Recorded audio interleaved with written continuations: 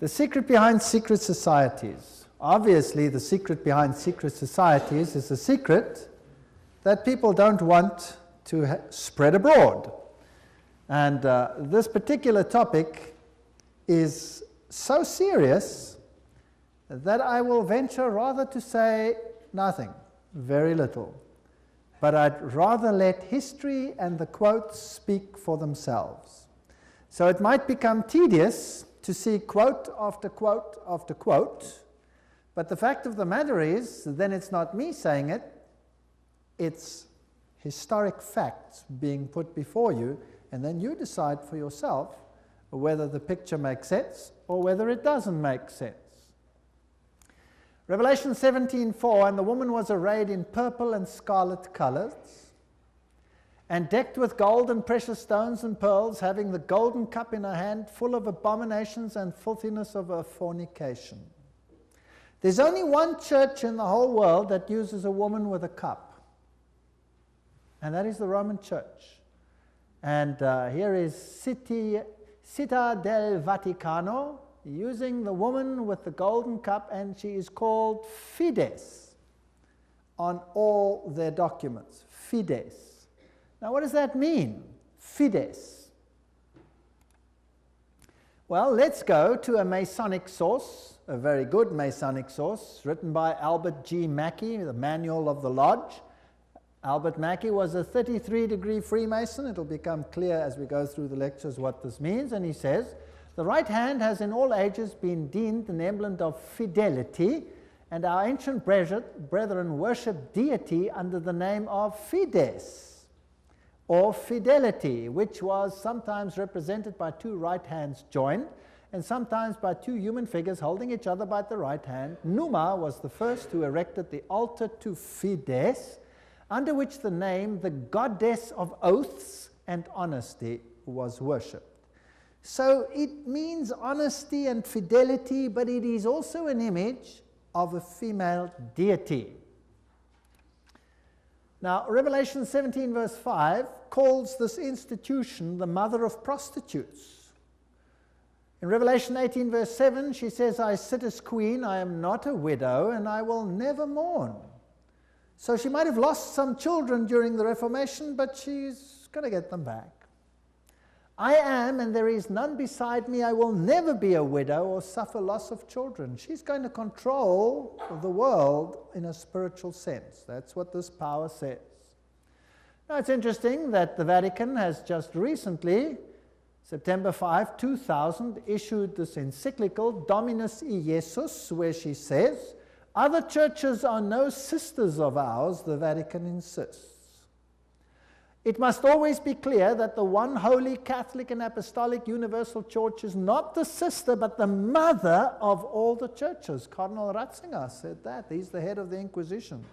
They don't call themselves the Inquisition anymore. They call themselves the Congregation for Doctrine and Faith. But it's the same thing. It's even in the same building. Now, she is not the mother, she is not the sister, but the mother of all the churches. That means all the other churches are subject to her, right or wrong. That's what she says. Now in Revelation 13 verse 1 and 2, speaking about the same power, it says, and the dragon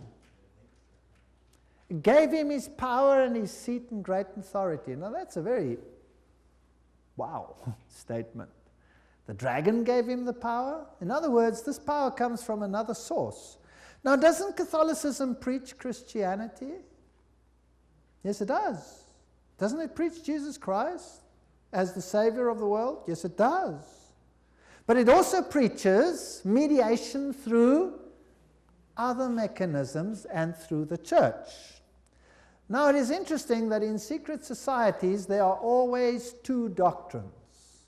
One for the initiated and one for the goyim, the uninitiated. And the Knights Templars had two doctrines. The one was the inside esoteric occult doctrine, and the other one was the exoteric, the one to the outside, and that was Catholicism. So the masses received a religion which the insiders turned on its head. Amongst occult insiders, Lucifer is the true Son of God. Jesus is a second son who was defeated by the first one who had been thrown out. So Lucifer is the true luminary, the victor in the battle, and will be the one who will be worshipped at the end of time. That is occult doctrine. That's always been the doctrine of the Kabbalah, the Kabbalist doctrine, and it has been the doctrine of Gnosticism. But of course, it's not what the Bible teaches, but then Catholicism doesn't teach what the Bible teaches either. Revelation 17, verses 12 to 14, talks about 10 horns you saw are 10 kings who have not yet received a kingdom, but who for 1 hour will receive authority as kings along with the beast. They have one purpose and will give their power and authority to the beast. And they will make war against the Lamb, but the Lamb will overcome them because he's Lord of lords and King of kings, and with him will be his called, chosen, and faithful followers. Now we're going to deal with the whole chapter of Revelation 17 at a later stage. But the kings of the world, here represented by these 10, will give their power to the system, just like in the Middle Ages, and enforce the doctrines on an entire world. Very interesting. This will be this beast from the bottomless pit. Now, Gary H. Carr, in his work En route to global occupation, puts it this way. He says there were the ancient mystery religions which come from Babylon, and they were pantheistic, of course, which means God is in nature, God is in everything, which in effect makes us God then too. This was inculcated in Kabbalism, was taken over in the Christian era in what is called Gnosticism, and the Knights Templars were the inner secret core that had the ancient knowledge of the mystics. This was carried further through Rosicrucianism, Freemasonry, and the Illuminati, which, according to Gary Carr, controls Marxism, American European secret societies and political societies, international banking, and the World Council of Churches. Now that sounds very strange. Is the World Council of Churches controlled by Freemasonry? We'll have to look into that in some detail. Then, of course, you have the entire New Age movement, the Theosophical societies, the many cults, and all these things are all controlled by this mechanism to make null and void the doctrine of salvation in Christ alone. That will be the final battle. And in order to achieve this, this woman has concealed herself and has hid herself in a garb of Christianity, and people receive the Goyim doctrine and do not know what the inner core doctrine is. That is quite something. Well, if we look at 1 Chronicles 16, verse 26, for all the gods of the people are idols, but the Lord made the heavens, tells us that idolatry is quite something that's rife on the earth. And Nimrod, the Lord of heaven, Tammuz, the pagan Messiah, and Semiramis, the Queen of heaven, these find their origin in Babylon. And if you go through all the religions that were propagated in Lebanon, Phoenicia, Babylon, Assyria, Greece, Rome, Egypt, India, China, Mexico, Scandinavia, you have only this same picture under different names: Baal, Tammuz, Ashtoreth, El, Bacchus, Astarte, Belus, Tammuz, Rhea, Ishtar, Ninus, Hercules, Beltis, etc., etc. In Egypt, Ra, Osiris or Horus, Isis, Hathor, India, Vishnu, Krishna, Isi or Devaki, and so on and so on. Now, Romanism, the Roman Church, has taken this Trinity and made it Father, Mother, Child, which means that they must elevate the female to the point of deity. And we'll see how they did that and how they are doing that with the sanction of the Pope. So the true Trinity and the Roman Catholic Trinity are two different things. For the Goyim, it's Father, Son, and Holy Spirit. For the inner circle, it's Father, Mother, Child, which is none other than Baal, Tammuz, and Ashtoreth, if you want to take it back to those times. Jupiter is the god who is worshipped under Petrus. the rock. And ubi Petri, where Peter is, there is the church. So here's another rock which takes the place of the true rock. Christianity and the secret societies, we could just summarize it as follows. The old Babylonian religion gave rise to Kabbalism. Via the Essenes and others, Gnosticism came into existence, and Gnosticism was founded by Simon Magus. This comes from no other source than History de la Magie and by Eliphas Levi. Wow, that's a high Masonic source. So Gnosticism, founded by Simon Magus. Then this Gnosticism, with its secret doctrine, was eventually, over time, through many intermediary organizations, carried over to the Knights Templars. And the Knights Templars were a group of a Roman Catholic order, if you like, that were set over the temple site to protect it. And they had strong links to Islamic societies, the Ismailis, the Karmatites, the Fatimites, the Druzes, and the Assassins. And these are very, very interesting, and we'll be dealing with them when we talk about the Islamic connection, what the secret societies actually teach. Just like the Templars had two doctrines, one for the Goyim, the uninitiated, and one for the insiders, and the two diametrically opposed to each other, so the secret societies of Islam do exactly the same thing. But that's another lecture. Now the Templars, they had their secret inner information inculcated in the Rosicrucians and the Jesuits. The Jesuits, again, formed and created Freemasonry. And Freemasonry was created as the Protestant arm of the Roman Catholic Church. Unbeknown to them, beguiled, fooled, if you like, into doing the work that Rome wanted them to do, so that Rome could sit in the background while Freemasonry did it for them. And then it wasn't them, it was them. And it was mainly Protestants that were doing it, and not Rome. Very clever. Very, very clever indeed. So now let's have a look at these Knights Templars. Here are some of the representations. This is Desmaloy, the founder of the, or not the founder, but the leader at the time of its dissolution of the Knights Templars.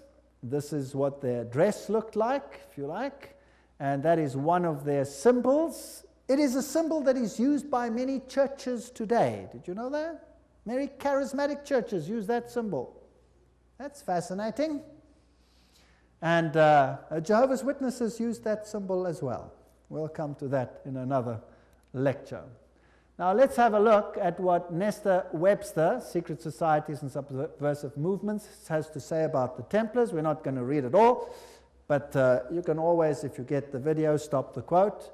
In the year 1118, 19 years after the First Crusade ended with the defeat of the Muslims, the capture of Antioch and Jerusalem, these groups were founded that were eventually established as the Templars, and they presented them with a house near the site of the Temple of Solomon, hence their name, Knights Templars. And they became very famous and a very powerful order which controlled all the finances, the financial world. They were the banking elite of the world, if you like. And then in the year 1128, the order was sanctioned by the Council of Troyes and by the Pope. It was a Roman Catholic order within the church. Now, some years later, October 13, 1307, this order was officially brought to an end by the King of France because it had come to light what they were doing, so it was said. The King of France, Philippe le Bel, had the Templars arrested, and the date was Friday the 13th, October 1307, and since that day, Friday the 13th is a day of bad luck for the entire world. And the charges brought against them were: the ceremony of initiation into the order was accomplished by insults to the cross and the denial of Christ and gross obscenities.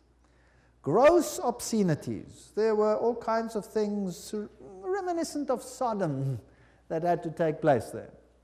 The adoration of an idol, which was said to be the image of the true God, and that was Baphomet, this symbol over here of the androgenic male-female deity. The omission of the words of the consecration of the Mass, the right that the lay chiefs amongst themselves giving absolution, and authorization of unnatural vice. So they had to curse the cross, trample upon Jesus, swear allegiance to Baphomet, and sanction this with unusual vice. That's a pretty serious crime in those days, so he was sentenced to death. But the order actually didn't disappear. The Pope was very reluctant to say that it was so. Masonic ritual includes references to the Knights Templars. For example here, Secret Societies and Subnervous Movements says, several knights who had set forth the rescue of the holy places of Palestine from the Saracens formed an association under the name of Freemasons, thus indicating that their principal desire was the reconstruction of the Temple of Solomon. And you hear a lot about the reconstruction of the Temple of Solomon today, and the story of Israel and all those interesting things. Now let's go a little bit into some of the history. I'm taking you to this beautiful palace. Where do you think it is? It's in Jerusalem, and it's Notre Dame Vatican. And this is where the Pope has his representation in Jerusalem. It's a palace for a king. There's the Vatican flag flying outside, and there's even a whole lane where you have some interesting papal artifacts. Now in Jerusalem, I went to look up the site of the Knights, and here is the Knights Palace, the Latin Patriarchate. This is where the Knights Templars originally had a site, and the Knights of the Papacy now control this area. This is their symbol that they use. That is also the Knight's shield, which is used by many religions today. The Rema Church uses that symbol, for example.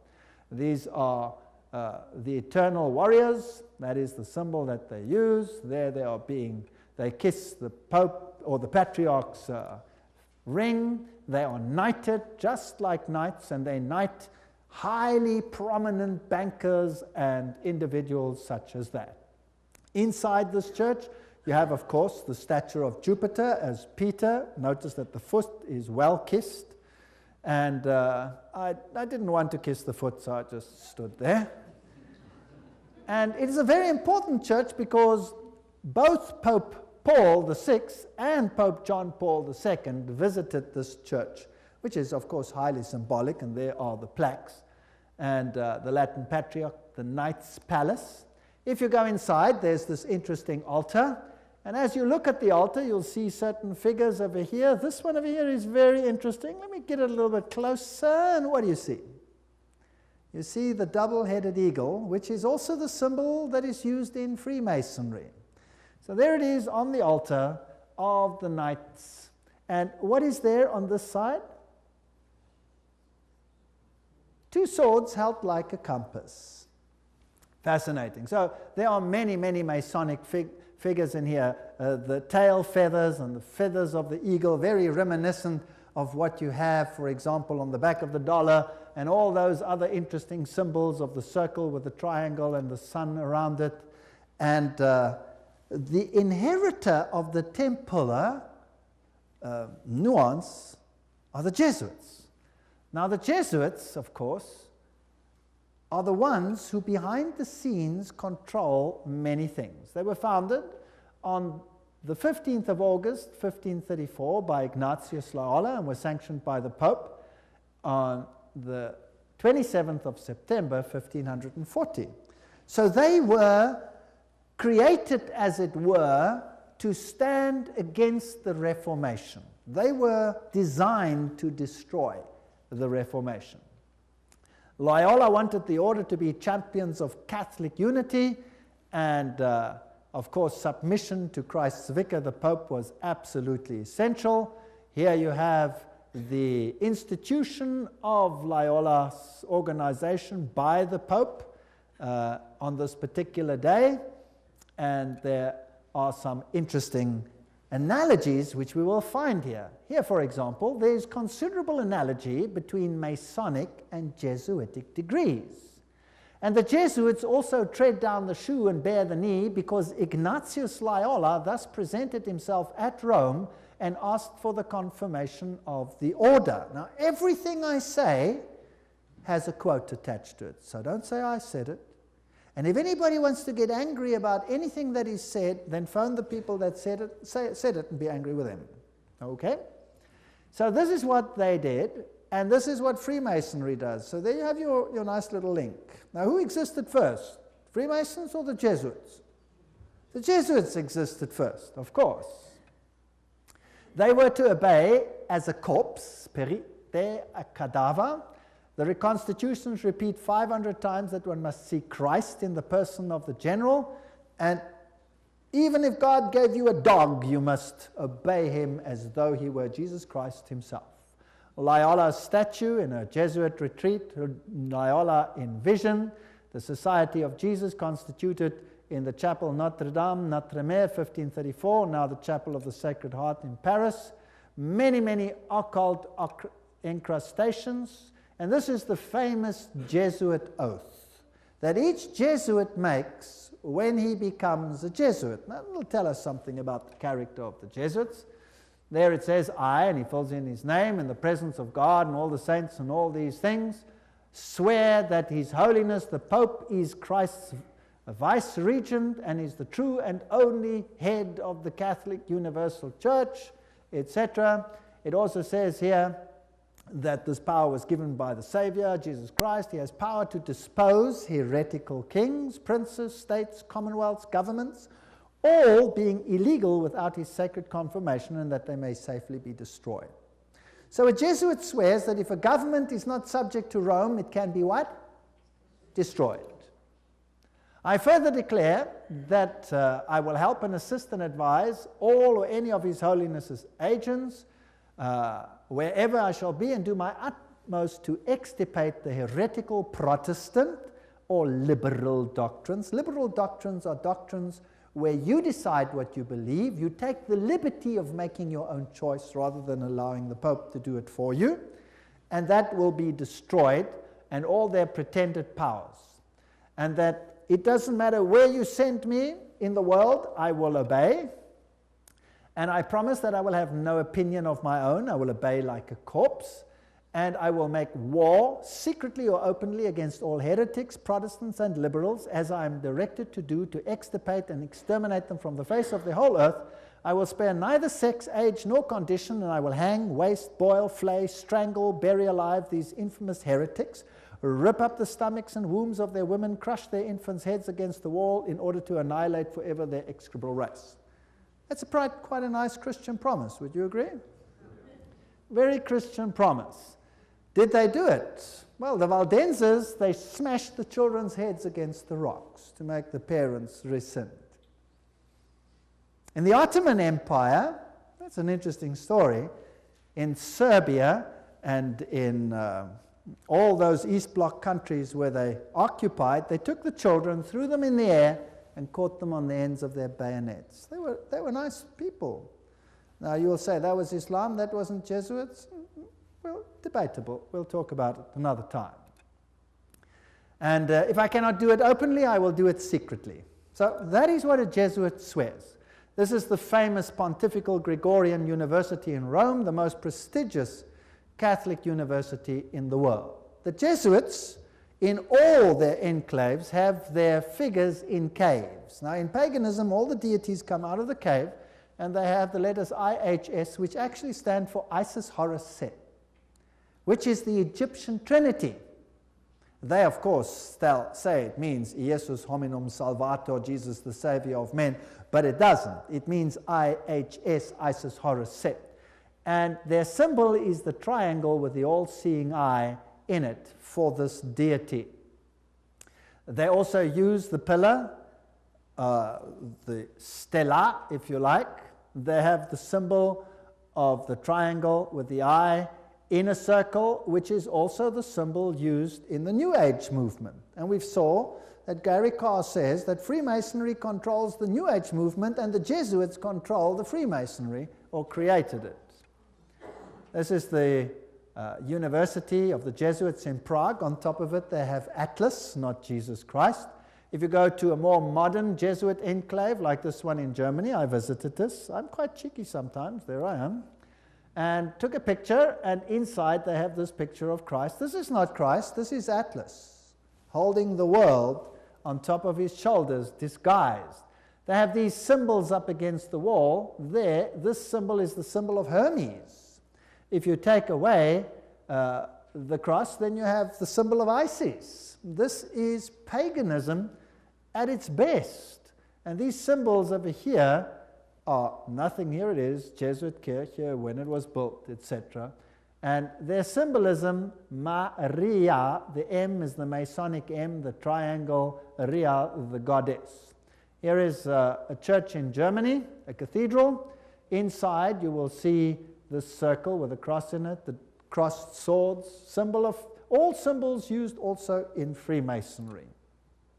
Now if you go back to ancient Assyria, that was a very prominent cross. It was the Maltese cross. It comes from ancient paganism. They have the symbols of the star over here, two stars one over the other, or two crosses one over the other. They have the compass, they have the moon with a disc in it or a star in it, which is the symbol that Islam uses, for example. They have the solar calendar and the triple crown. All of these are used by the papacy. Upside down crosses represent victory over Christ. Hammers and compasses and sickles, these are symbols that are prevalent in the world. There's Jesus standing above the skull and crossbones, which is a symbol of Jupiter, the god Jupiter, who is a symbol, of course, who is Lucifer.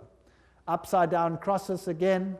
This is a very important cathedral in Europe, in Germany, where all the political leaders come together. If you go there, you will have Janus, the two-headed one. And then you have the statue so-called of David. But of course it isn't David, it is the god Pan, because he has a pan flute in his hand, and David didn't play a pan flute. So I went to look for the dark side of Pan, because there's a light side and a dark side, and I found him. There he is, the hoofed one in the same cathedral. So they hide their occult symbolism. If you enter into the hallway, you find this over here. This is the god Anubis. It's got nothing to do with Christianity. There you have him as well. Plus you have the phoenix rising from the ashes. Plus you have the symbol of Jupiter and a whole host of other symbols over there. And in their side chapel, you have all the signs of the zodiac serving the various deities like Mars and Aquarius, etc. And the doorknob is a yin-yang. This has nothing to do with Christianity. They use the symbol of the compass and Jupiter and the PX symbol over there, which you will find in virtually every single Christian denomination upon the face of the earth. The phoenix rising from the ashes, the peacock, all symbols of Lucifer. Here you have the PX with a circle with a dot in it, and you say to yourself, but isn't that a symbol of Christianity? No, this is a symbol of Horus. This has got nothing to do with Christianity. They use pine cones. Let's ask Albert Mackey, 33-degree Freemason, to tell us what the symbol means. The point within the circle is an interesting and important symbol in Freemasonry. The symbol is really a beautiful but somewhat abstruse allusion to the old sun worship, and introduces us for the first time to that modification of it among the ancients, the worship of the phallus. So it's a pretty filthy symbol at that. It deals with male organs. Wow. So that comes from the horse's mouth. So that's what it means. Now what's the PX mean? Let's go to the best Masonic source in the world, Morals and Dogma, page 292. And in case you don't believe me, I photocopied it so that you can see it. There you can see the symbol. Can you see that? It is the staff of Osiris. This is straight from the horse's mouth. You can't get a better source than this. This is the highest Freemason who founded the Scottish Rite, 33 higher degrees, and was one. He didn't found them, but he officiated over them. On the medal of Constantinople, in hoc signat eris, whatever the inscriptions, and then some other interesting things. So this is the staff of Osiris. And then he goes through the mystic Tau and the crosses and the Stars of David, and then he uses this one as well. Interesting symbol. He says the vestment of the priest of Horus were covered with these crosses. That's a Maltese cross. Remember that I showed it to you on the Assyrian king? Now, who wears that on his vestments? Well, let's have a look. Oops, there it is. Who's wearing it? The Pope is wearing it. So what is he? He must be the priest of Horus. So to the outside world, it seems like Christianity, but to the inner circle, it's occultism. On the floor of the cathedral in London, you have the tricolour, which is the triple yin yang. And what does that mean? Well, let's go and ask the sources themselves. Celtic version of the yin yang. That's what it is.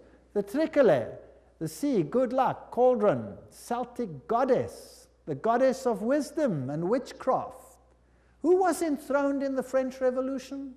Goddess of reason, witchcraft, reason, all these things, same deity. On the floor of the same cathedral, you find the mystic Tau. What does the Tau represent? Let's ask another Mason, Ward. He says it's the symbol of the male creative side of the deity, sign language of the mysteries. So again, it has a sexual connotation. What's it doing on the floor of a cathedral? So the Jesuits are the heirs of the occult religion, and they control the world through their agencies. They stand in the background, create sub-organizations, and everybody thinks they are not active. Let's ask them themselves what they believe. Here is the history of the generals of the Society of Jesus. These are all the generals, starting with Ignatius Loyola. They're all listed down there. We don't have to go through them all the way through to the present one that rules now, whose name is Peter Hans Kolvenbach. Nice German name. It's interesting that the Germans are very prominent in this. Peter Hans Kolvenbach is the head of the Jesuits. Cardinal Ratzinger, another German, is the head of the Inquisition. They seem to be pretty much in control. What does he look like? There he is, Peter Hans Kolvenbach. You're looking probably at one of the mightiest men on the earth today, if not the mightiest. He's the Black Pope. Here you have the cave of Loyola. Here you have George W. Bush and the Pope in audience with each other. And they don't do anything by chance. They just happen to do this exactly under that picture I showed you, where Loyola receives his commission from the Pope. Now, the ceremony of induction and the extreme oath of the Jesuits, Library of Congress, catalog card, there it is. You have been taught to insidiously plant the seeds of jealousy and hatred between communities, provinces and states that were at peace, and incite them to deeds of blood, involving them in war with each other, and to create revolutions and civil wars in countries that were independent and prosperous, cultivating the art and the sciences and enjoying the blessings of peace, to take sides with the combatants, and to act secretly in concert with your brother Jesuit, who might be engaged on the other side, but openly opposed to that with which you might be connected, only that the church may be the gainer in the end, in the conditions fixed in the treaties for peace, and that the end justifies the means. Whoa! This is Hegelian science. Two opposing viewpoints, dialectic thinking. You war the one with the other, and you rub them up until nothing is left. It's called thesis, antithesis, and the resultant clash brings synthesis, that which you want. Now note that the Jesuit can be very active on the one side, but he can be equally active on the other side. So this is all a process whereby they wish to attain things. The 30-Year War. Now, what was that about? The aim and the object was that that war should in truth become a war of annihilation. Besides, was it possible for them to allow peace to be concluded with countries whose rebellious governments had issued a law ruling that no Jesuit should ever again dare to show his face? Do you know that the Jesuits were thrown out of virtually all countries, including Catholic ones, because they were so divisive? Catholic kings couldn't even take the Jesuits and threw them out. If a Catholic king dared to throw out a Jesuit, that country was destroyed, Catholic or not, and the Jesuits are back. You can take your bottom dollar for that. So, the frightful responsibility for this terrible 30 Years' War must rest upon the Emperor Ferdinand II and his teachers, rulers, and bosom friends, the sons of Loyola. Every single thing I'm saying is a quote.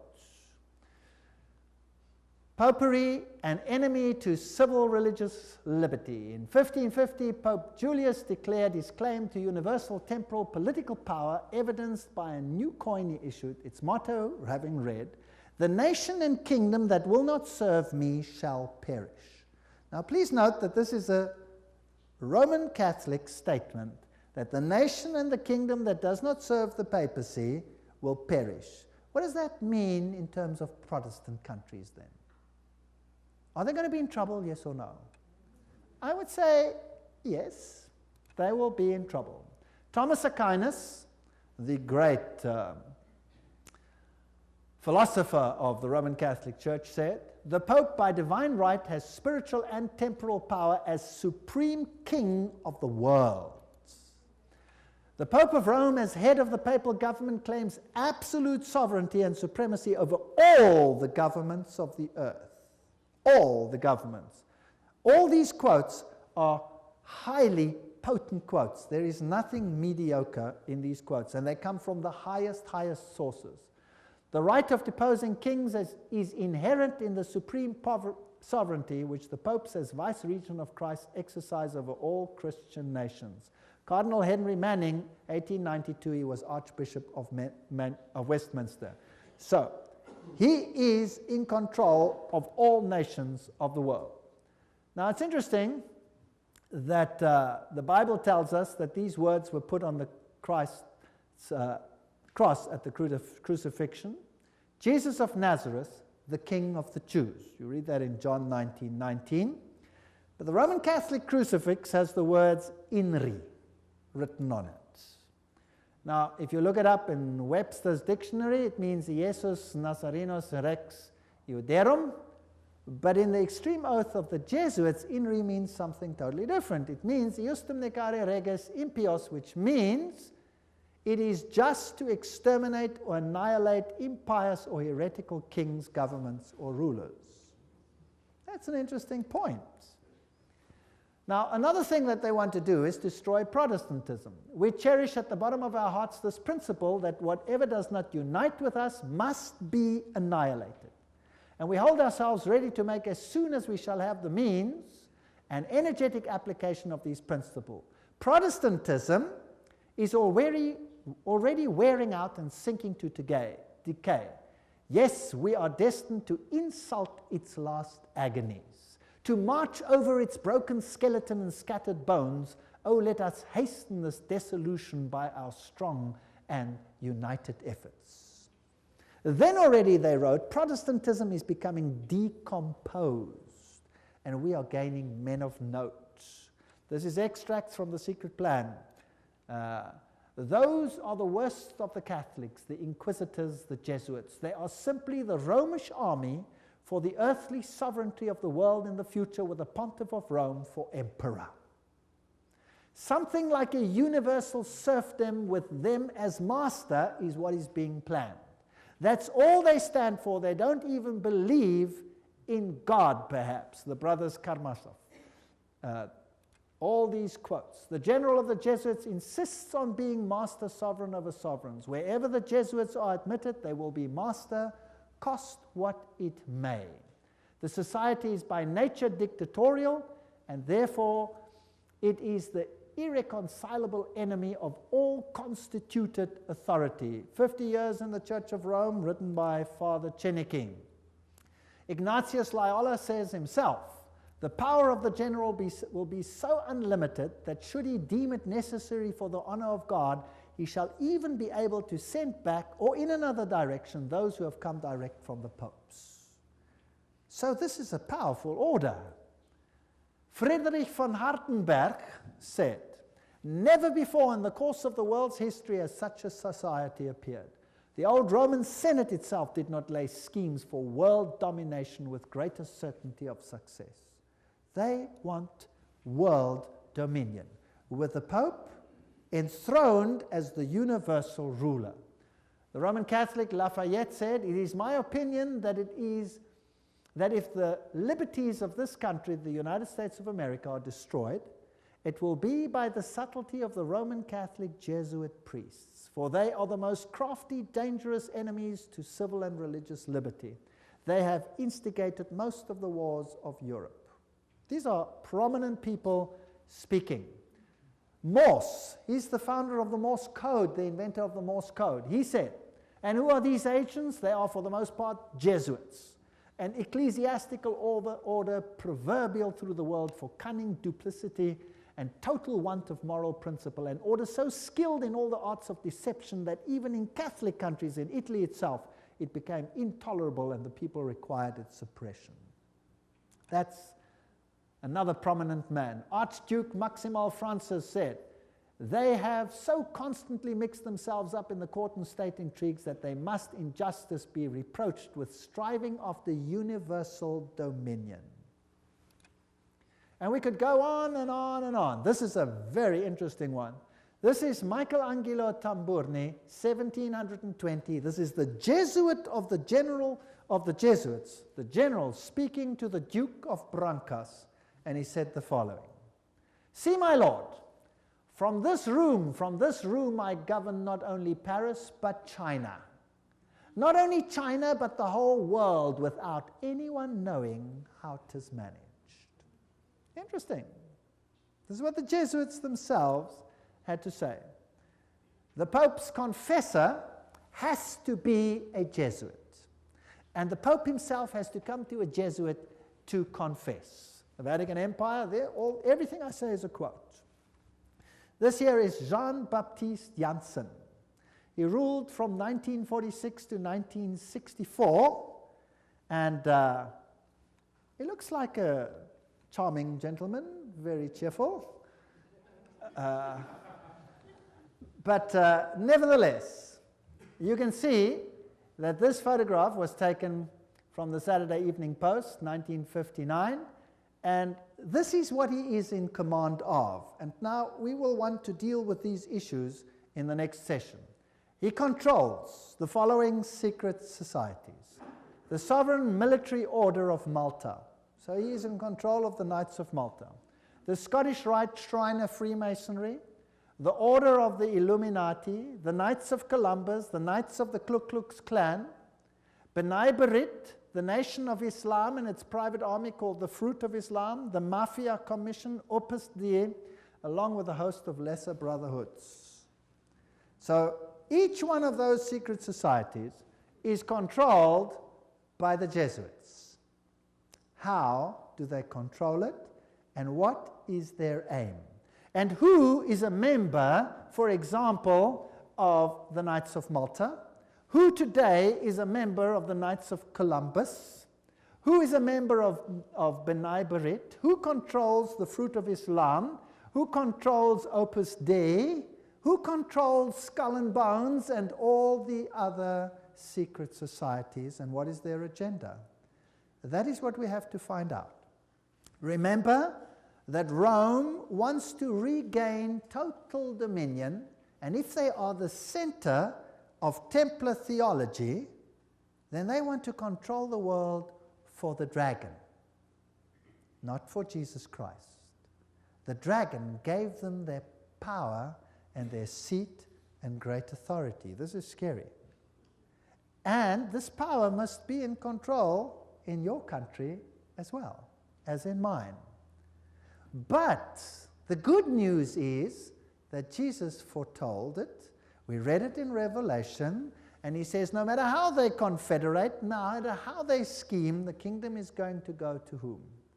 It's going to go to Jesus. Jesus wins. So there's nothing to be afraid of, but I will show you these secret societies in the next session, and I will show you who the members are.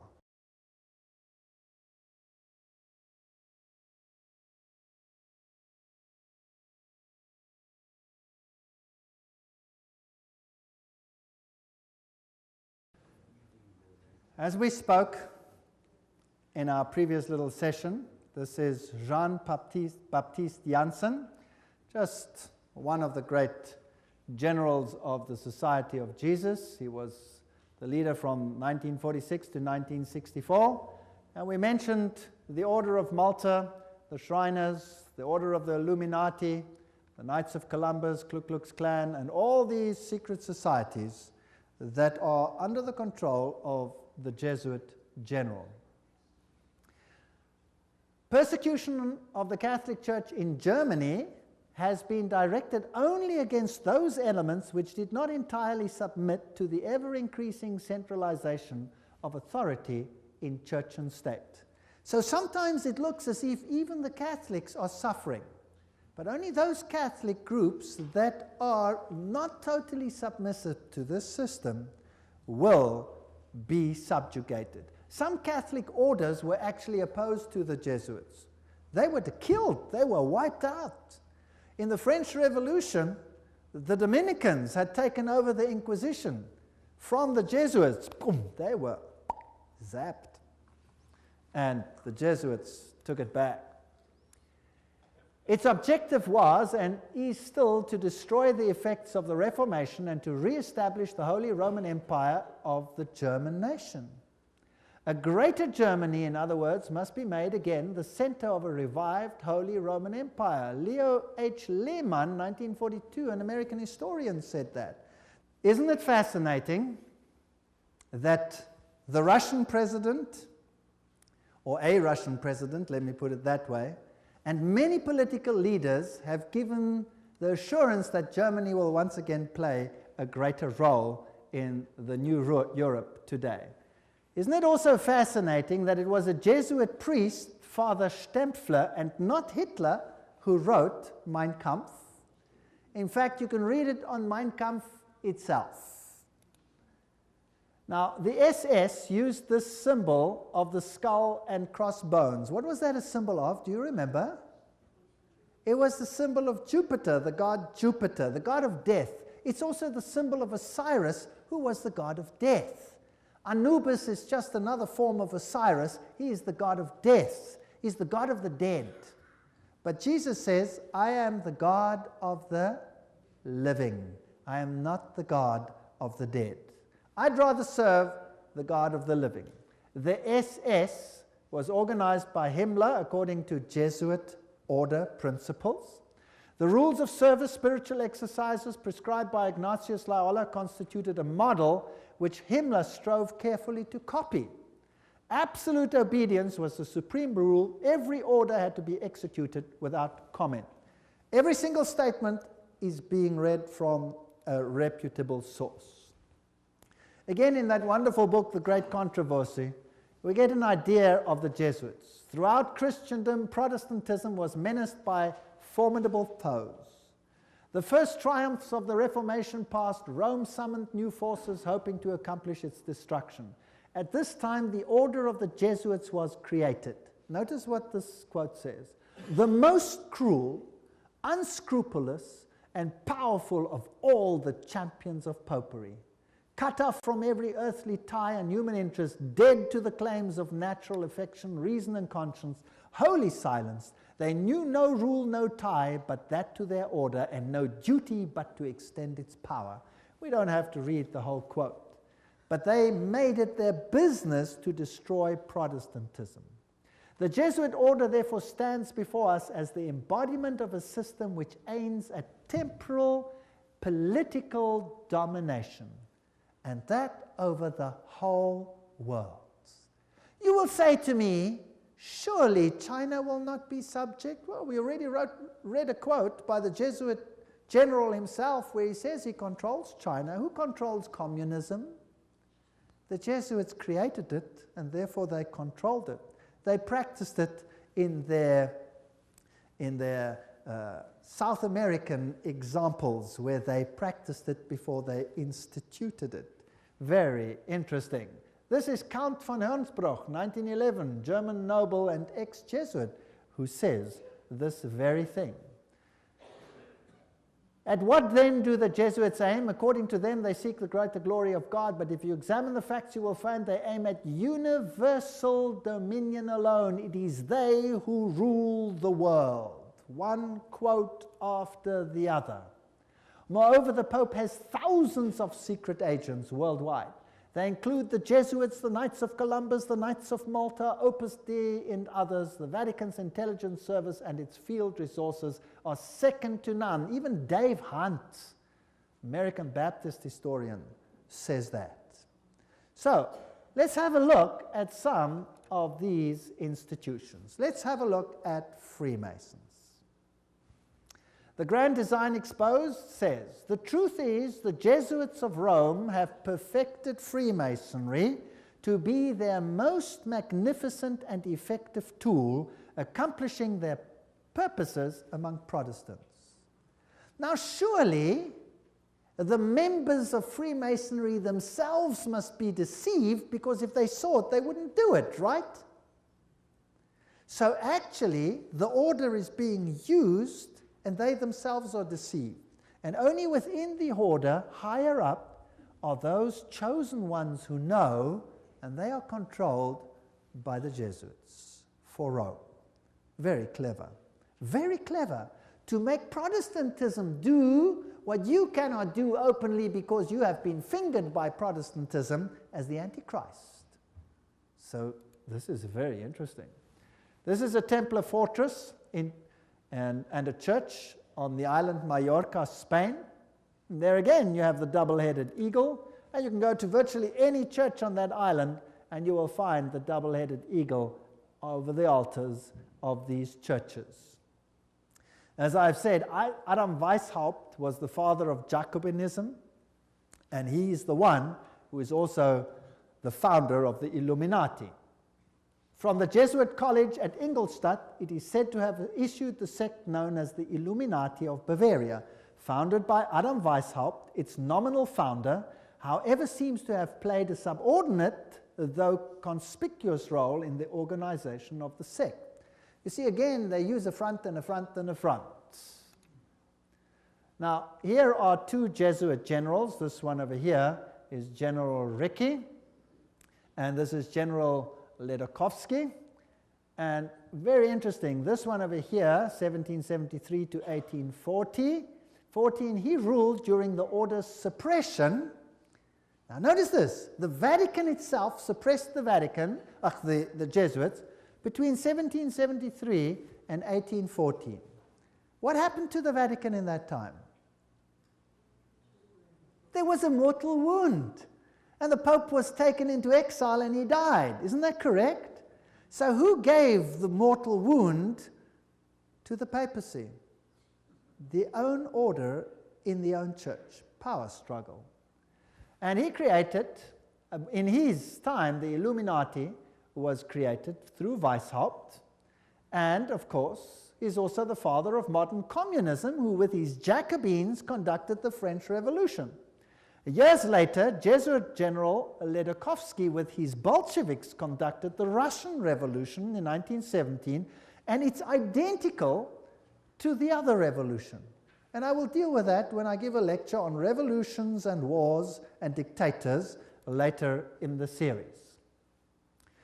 France's greatest authority on the Jesuits, Edmond Paris, said, the Russian Revolution, by eliminating the Tsar, protector of the Orthodox Church, had it not decapitated the great rival and helped the penetration of the Roman Church? We must strike while the iron is hot. The famous Russicum, Russian College of Rome, is created in 1929, and its clandestine missionaries will take the good news to its schismatic country. 1 century after their expulsion by Tsar Alexander I, the Jesuits will again undertake the conquest of the Slav world. And did the poor Slavic world suffer? They were slaughtered by the millions. History will show what happened there when Stalin, probably one of the greatest mass murderers of all time, did his thing. Frederick the Great, so-called, of Prussia, caused the high degrees of Masonic constitutions of the ancient rite to be revived, And he himself wrote the constitutions under the guide of the Jesuit general. Encyclopedia of Freemasonry, Albert G. Mackey says that himself. Very interesting.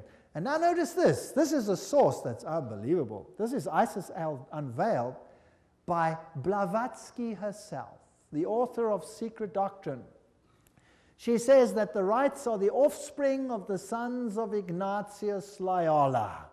The Scottish Rite and all of these worked under the instructions from the general of the Jesuits. So who controls Freemasonry? The Jesuits, there's no doubt about it. Here, we have confirmed the induction of the Knights Templar Mason into the councils of the said order of knighthood, and hoping and confiding that he will ever be so demean himself as to conduct to the glory of IHS, the most holy and almighty God, and to the honor of the mark we do recommend. There's a ritual in Freemasonry which is totally Jesuit. So the Jesuits control Freemasonry. Here's a Freemason temple, if you like. It's in Oklahoma.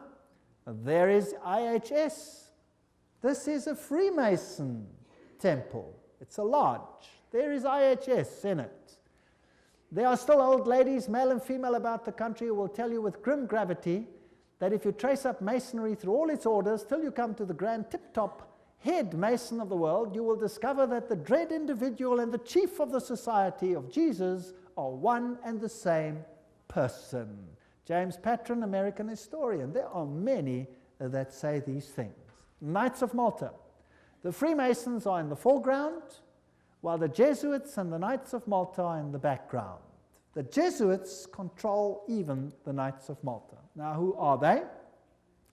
Well, they are headquartered in Rome, these knights. They used to be on an island, but besides that, they used to be a military order. They are still a military order. They are knights. They control the banking of the world, the industry of military complexes of the world. They oversee Chase Manhattan Bank with all its branches. They rule all the intelligence communities, the KGB, the CIA, and all of these things to restore the Dark Ages. Everything I'm saying is a quote. I'm saying nothing. Don't accuse me of saying anything. I'm just reading. Who are they? Well, here's the head of the Knights of Malta at the moment in America. This, well, he's dead now. This is Francis Joseph Cardinal Spellman, Cardinals of New York.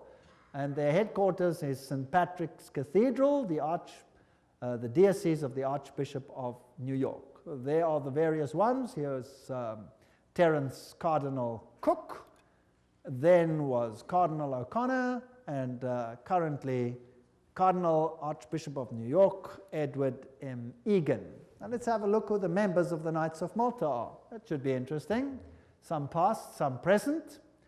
General Alavena, George Anderson, Angleton, Azru, Bertie, Bobs, Bonaparte. Does that name ring a bell?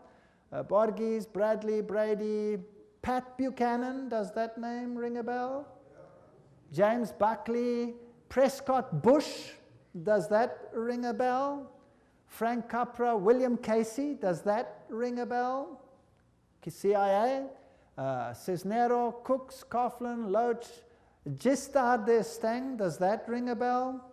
President of France, Bill Donovan, Alan Dulles, Avery Dulles, Edward Egan, that's of course the Cardinal himself, Franz Egon, John Farrell, Flanagan, Flynn, Gelly, Galen, Gorman, Grace, General Alexander Haig. Does that ring a bell?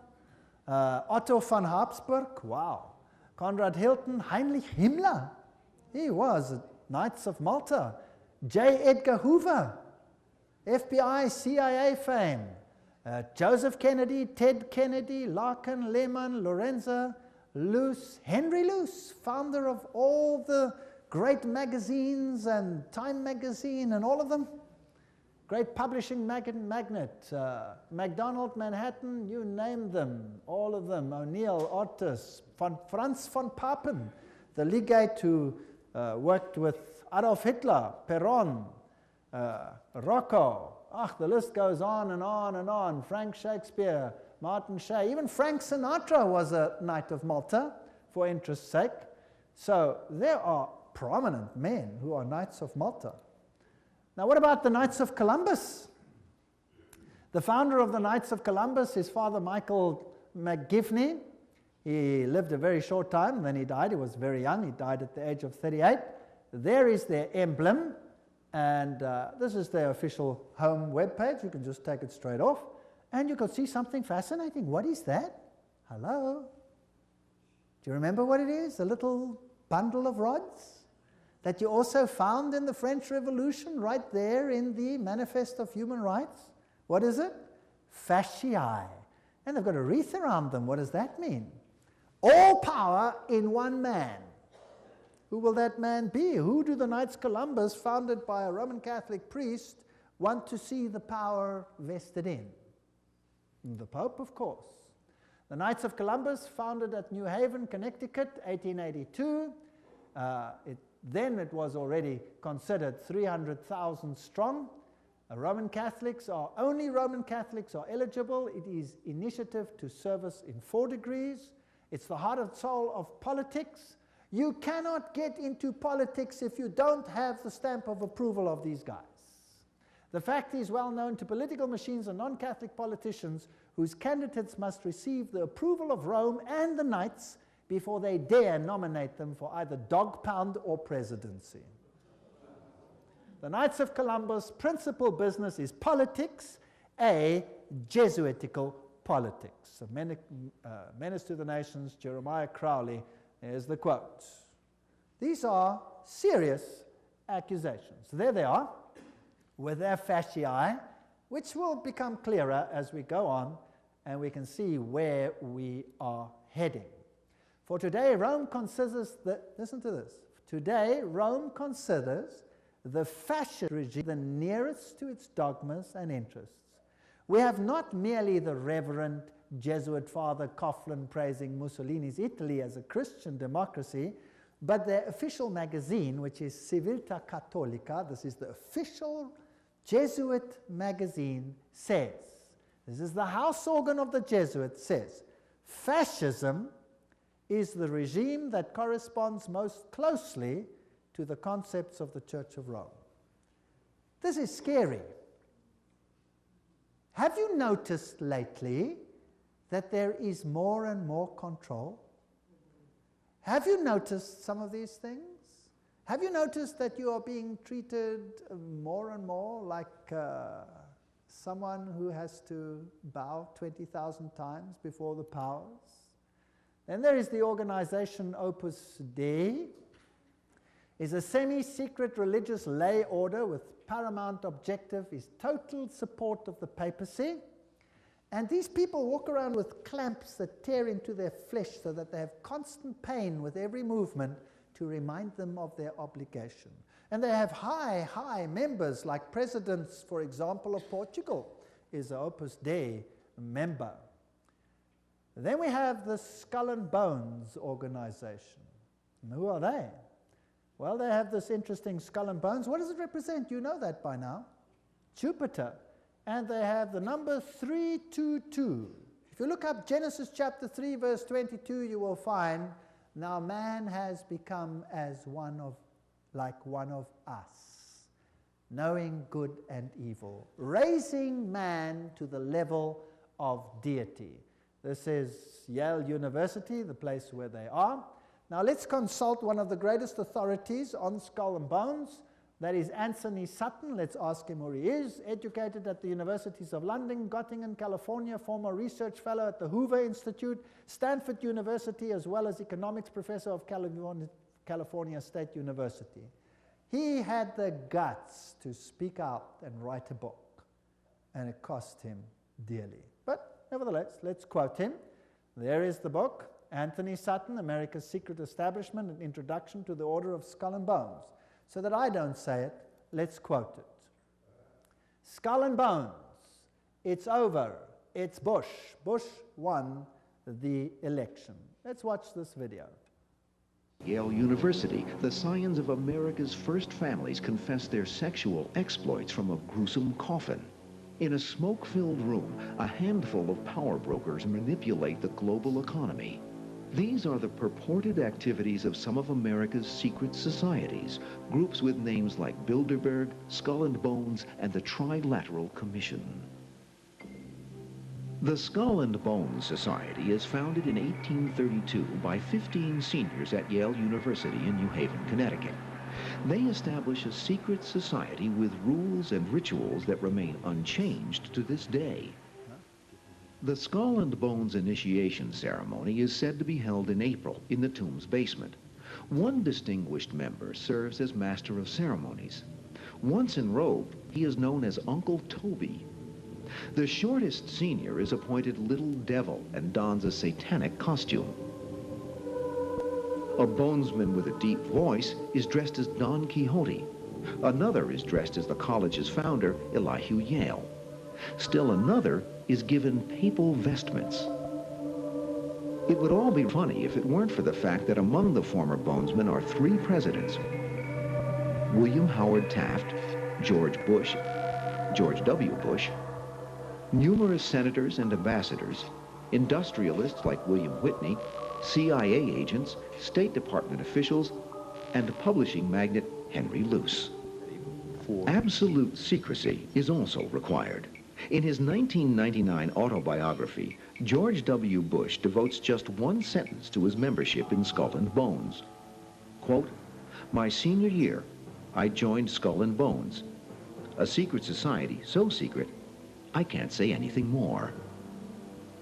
The secrecy, according to some researchers, is there to protect the fact that Skull and Bones funnels its initiates into positions of power and influence. The best-known bonesman is ex-President George Bush, who, according to tradition, is supposed to avoid admitting he's a member. Mr. President, are you a member of Skull and Bones? Leave the room. American Journal got a similar response when we recently asked George Bush Jr., the governor of Texas, about his membership. Does it still exist? The thing is so secret, I'm not even sure it still exists. Okay, so you'll see that George W. Bush is a member. They lie in a coffin. They bow down before a papal figure, swear allegiance. They do all kinds of weird sexual things in a coffin, which I'm not going to explain what they do here. It's pretty vile. And these are the presidents of the most powerful countries in the world, and they belong to secret societies such as this. Well, let's look at the real world. Now, we're soon to have an election, and here is the German newspaper, Financial Times, Deutschland, February 2004, which confirms that Kerry, the opposition leader who is going to stand against George W. Bush, is also a member of Skull and Bones. So really, what's the point in voting if both of them belong to the same camp? What these people believe and what they are all about, we will have to see in one of the next lectures. The order, what it is and how it began. Those on the inside know it as the order. Others have known it for more than 150 years as Chapter 322 of a German secret society. That is very important. In fact, this was discovered when they broke in and stole some of the papers at that institution. It is officially known as the Russell Trust of 1856, or as the Brotherhood of Death, because they serve the god of death, who happens to be Anubis, if you like, Osiris, if you like, or Jupiter. The American chapter of the German order was founded in 1833 at Yale University by General William Huntington Russell, and Taft, the only man to be both President and Chief Justice of the United States. Interesting. Now, the German order, what does this actually mean? The Illuminati had its origin at the University of Ingolstadt, and recruits were from the student Inkorps. Of course, they had to be students with high connections, you know, sons of very high insiders. The order had its origin in Yale in 1833, but Skull and Bones is a chapter of a German secret society. So, which organization does it represent? Active members have enough influence to push their sons and relatives into the order, and there's significant intermarriage amongst the families, and they fall into major categories, 2 major categories. We find the old line American families, Second, families who occupy great wealth. When he's initiated into the order, he says, tonight he will die to the world and be born again into the order, as he will henceforth refer to it. The order is a world unto itself, in which he will have a new name, and 14 new blood brothers also with new names. Now there's also a British chapter which was established at Oxford University and All Souls College, and the British element is called the Group. So the Skull and Bones is not the only one. You have the Group, and then you have a European order as well. So the Group links to the Jewish equivalent through the Rothschilds, the Inner Circle, and so there is a worldwide secret organization which has the highest individual in industry, government, all facets of life. And they actually are the most prominent rulers in the world today. And if they are a chapter of a German society, then they are the Illuminati. And George W. Bush said that there are 1,000 points of light illuminating the world at the moment. It's interesting that the order writes many constitutions. The members write constitutions. For example, Archibald MacLeish, who is a member of Skull and Bones, or was, he wrote the constitution of UNESCO. Now we're going to have to deal with UNESCO and find out what it's about. Churches, the Union Theological Seminary is under the control of Skull and Bones. A very interesting seminary. We'll deal with these in more detail in another lecture. Major establishment of law firms, communications and industry, the Federal Reserve, and all of these are controlled by the order. This is how Chapter 322 operates. There's a central inner core. Notice that this is actually the all-seeing eye, the wedge of the eye, but that's something else. There's an inner core, there's an inner circle, there's an outer circle, there's an Atlantic Circle, the Bohemian Club, notice there, Bohemian Club, part of Skull and Bones, Pilgrim Society, Penumbra Order, Chapter 322 of the Order, the Trilateral Commission.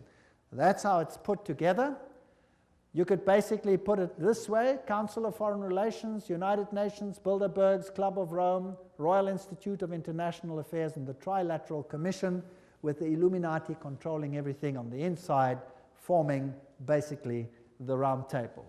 Now you saw that the Bohemian Club is part and parcel of the issue. Now what is this Bohemian Club? Well, here's the Bohemian Grove. The August 2, 1982 edition of Newsweek reported, this is just another quote, the world's most prestigious summer camp, the Bohemian Grove, is now in session 75 miles north of San Francisco. It's in a forest. It's a fortress. But strangely, even fortresses can be breached, and one enterprising journalist managed to sneak in. The fiercely guarded 2,007 acre retreat is the country's extension of San Francisco's all-male, ultra-exclusive Bohemian Club, to which every Republican president since Herbert Hoover have belonged. This is just a quote. This is the Bohemian Grove ceremony, which was photographed or videotaped, very darkly, of course, very secretly, by one journalist, which caused a major furor. Now you can see very little in this light, so I'll explain to you what's happening there.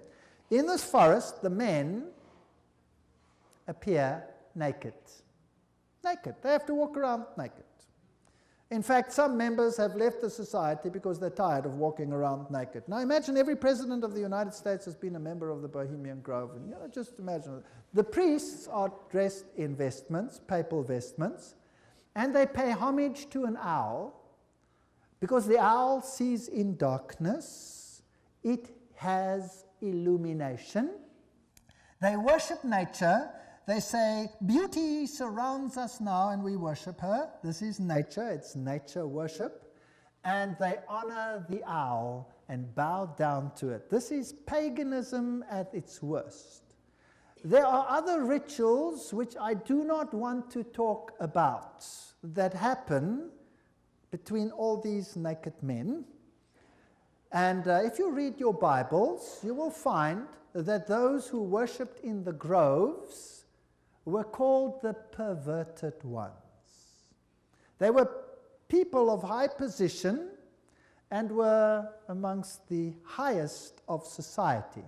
And periodically a good king came along and cleaned up, but then they always came back into power. This is nature worship, this is pan worship, this is Luciferian worship, and the presidents of the world are members. Let's look at the Bohemian Grove video. There's the papal vestment. Is in his leafy temple, and all within the grove be reverent before him. Lift up your heads, O ye trees, and be ye lifted up, ye everlasting spires. For behold, here is Bohemia's shrine, and holy are the pillars of this house. There's the owl. For beauty is eternal, and we bow to beauty everlasting. For lasting happiness, return to one alone, and she surrounds you now. Great nature, refuge of the weary heart. We bow to one alone, great nature. She is ever faithful. Other friends may fail, so must ye come as children. Little children that believe nor ever doubt her beauty and her faith. Bohemians and priests, our funeral pyre awaits the corpse of care. Prince of all mortal wisdom, Owl of Bohemia, we beseech thee, grant us thy counsel. Owl of Bohemia, grant us thy counsel.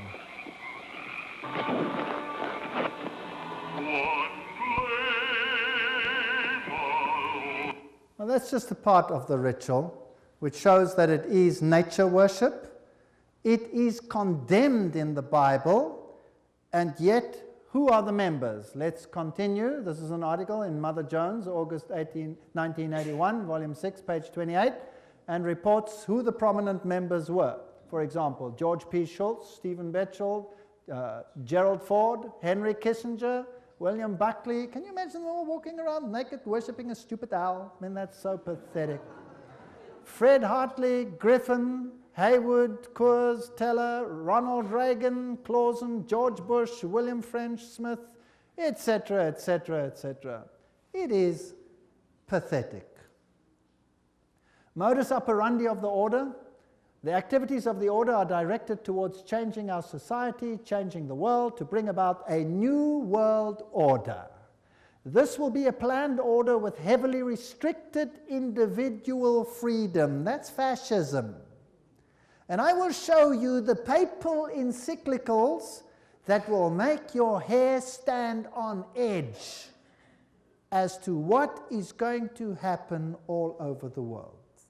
And believe me, I live in a country where it's being implemented.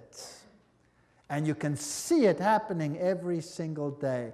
It is scary. But you don't have to be afraid if you know why it's happening. If you do not know why it is happening, you will despair, and there are thousands who are putting bullets through their head because they cannot tolerate it.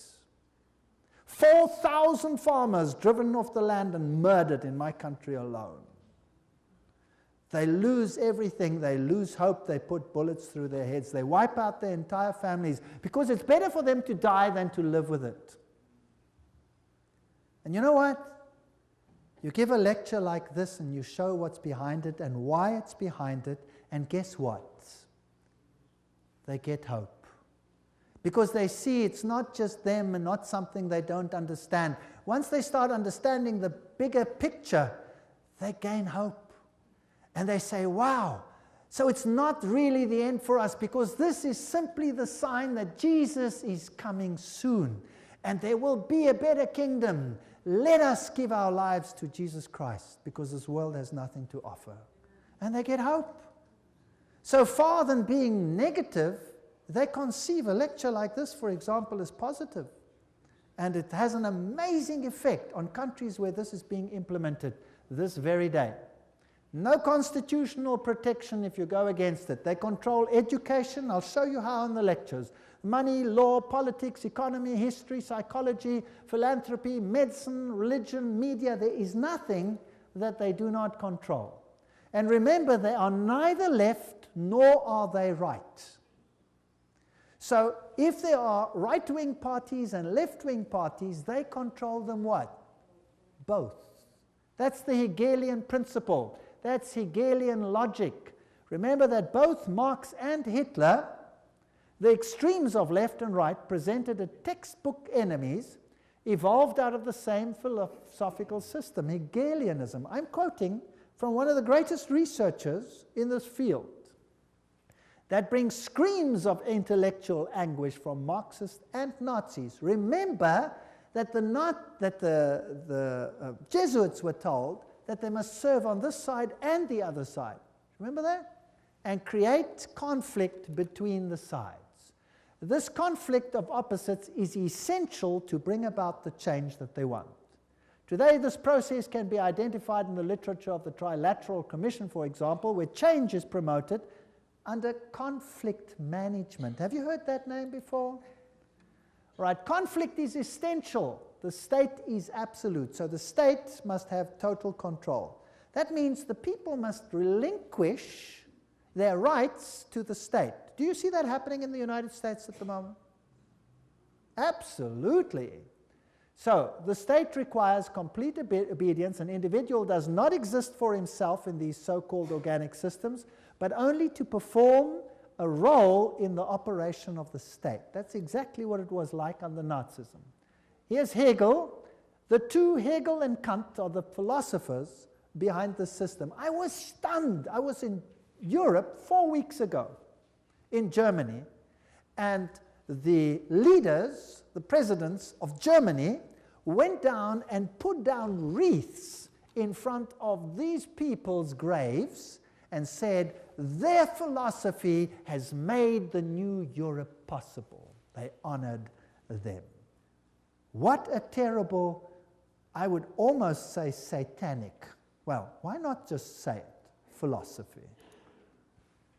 The Illuminati principle that the end justifies the means is also the principle of the group and the order, which is skull and bones. That means you can do anything, no matter how dastardly, as long as you achieve your aim. There's an outer circle, an inner core, all of these. Council of Foreign Relations is the outer circle, Trilateral Commission, all of those.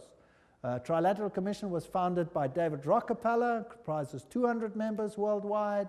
The Bundy operation, activism towards a new world global order. George W. Bush, who was a member of Skull and Bones, remember, says that it's a big idea, a new world order where diverse nations are drawn together in a common cause. Only the United States has both the moral standing and the means to back it up. So do you think they're trying to get all the countries of the world to come into this system, yes or no? Do you think it's possible that they are giving their power to a woman who rides them? Does it look like it? Who controls them? The Jesuits. And who do the Jesuits say all power must be under? The Pope. Isn't that correct? All right. So who do you think would clamor for a new world order more than anyone else? Maybe the Pope. Wouldn't that be interesting? Well, here he is. New international order urged for the sake of peace. When? January 3, 2004. His whole New Year's speech was dedicated to asking for the implementation of the New World Order. Vatican City, January 1, 2004. John Paul II started the new year by insisting that peace is possible and thus a duty, and he called for a new international order. CNN, what did that have to say? Pope calls for a new world order. Thursday, January 1, 2004. Vatican City, Pope John Paul rang in the new year on Thursday with a renewed call for peace in the Middle East and Africa and the creation of a new world order based on respect for the dignity of man and equality amongst nations. What did he say? This year, Pope John Paul directed his thoughts to the continuing conflict around the globe, but he stressed that to bring about peace, there needs to be a new respect for international law and the creation of a new international order based on the goals of the United Nations. He called for an order that is able to give adequate solutions to today's problems based on the dignity of the human being, this is human rights, on an integral development of society, on solidarity amongst nations, rich and poor, on the sharing of resources and the extraordinary results of scientific and technical process. You know, sharing of resources, have you heard of that before? Well, there's another term for it. It's called redistribution of wealth. Have you heard of that before? Right, now let me redefine that for you. To redistribute wealth means to take the wealth from the one who has it and give it to one who has not got it. Is that correct? Now, if you do that, which nations of the world will be hardest hit? The Catholic ones or the Protestant ones? The Protestant ones are the rich nations. Everywhere you can draw a line. Now, I will show you in the lectures that come that there are encyclicals which define how the redistribution is to take place. And how it is happening and how the encyclical says it should take place is what I can see happening in my country without the government lifting a finger against it. It is defined by need, as we will see. Now, there's another word for taking from one who has and distributing it to someone who does not have. It's called theft. Stealing. Thou shalt not steal, says the Bible. The Pope in Rome says, thou shalt steal. He does. Literally, I'll show you his encyclical. You will be stunned. This New World Order is going to be an exciting place. I don't want much part of it. Fortunately, my God says, my kingdom is not of this world. If it were, they would fight for me. But it is not of this world. My kingdom is up there. There where your treasure is, there your heart will be. I have managed, because I live where I live, to loosen myself from that which I own, because I know that it means nothing anymore. Do you know that in my country, if you go on a holiday, and you stay away for a while, and you come back, and your house is occupied, that you cannot put the new tenants out, even if the house is yours? Did you know that? Because they have need, therefore they have the right to take it, whether you own it or not. And this is not a joke, this is a fact. Scary. But who cares? I serve a God who has promised the most wonderful things, even temporal things, to those who serve him. Wonderful promises. I go to prepare a place for you, and I will come again to take you where I am also. In my Father's house are many rooms. I go. Actually, it doesn't mean rooms, it means mansions. God has prepared things for us which make this world sick by comparison. So let them have their kingdom, let them have their fun, because my God says this world will come to an end and the kingdom of God will reign forever and ever and ever. Don't miss the next lectures. We're now on a roller coaster ride that will take you to exciting places. Thank you for coming.